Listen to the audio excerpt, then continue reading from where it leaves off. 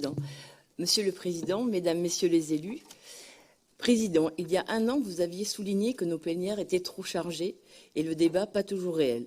Aujourd'hui, rien ne semble avoir changé, en particulier avec ce plan de transition et relance technologique.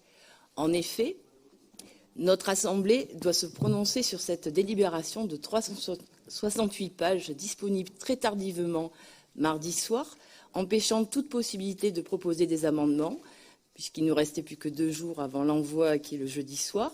Et vendredi, en fin de journée, ce sont à nouveau 286 pages et un document de 83 pages qui sont venus enrichir notre réflexion. Comment imaginer un débat de qualité et une connaissance précise du contenu?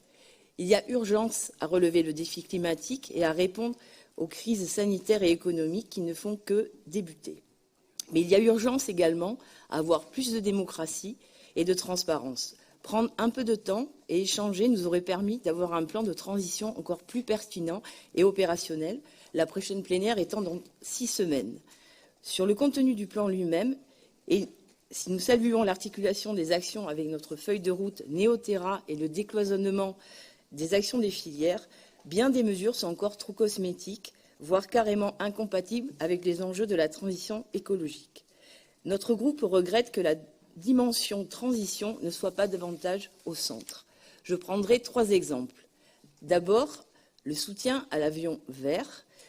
Souhaiter un retour à la normale d'ici 3 à 5 ans, c'est non seulement utopique, mais cet aveuglement est même dangereux. Quand l'avion à hydrogène volera, il sera trop tard pour sauver le climat. L'aéronautique comme avant, c'est fini. Il aurait été préférable d'accentuer les aides à la reconversion. Ensuite, le numérique.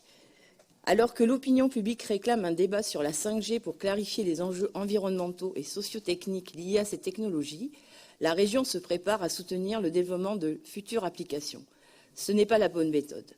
Enfin, l'économie sociale et solidaire, qui devrait être un levier structurant dans plusieurs filières, n'est mobilisée que ponctuellement.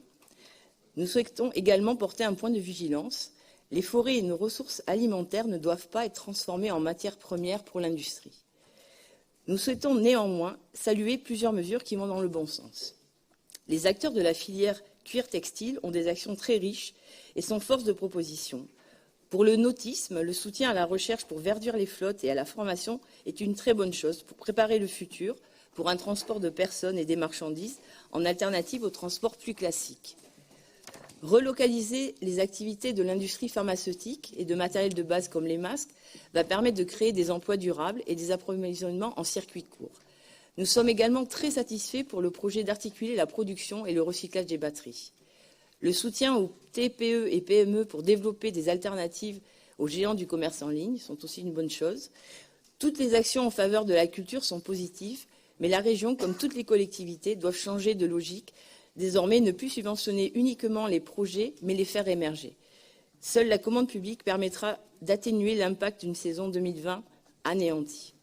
Et pour finir, nous soutenons pleinement les ambitions sur le train, dans la continuité des actions lancées, Ferrocampus, ou de nouvelles comme le e-Power Train. Mais nous regrettons que les actions en faveur des mobilités du quotidien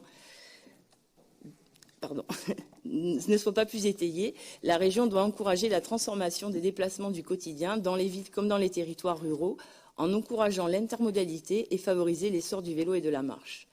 Malgré ces points positifs, trop de mesures dans ce plan sont incompatibles avec une région résiliente et écologique pour que nous puissions la soutenir pleinement.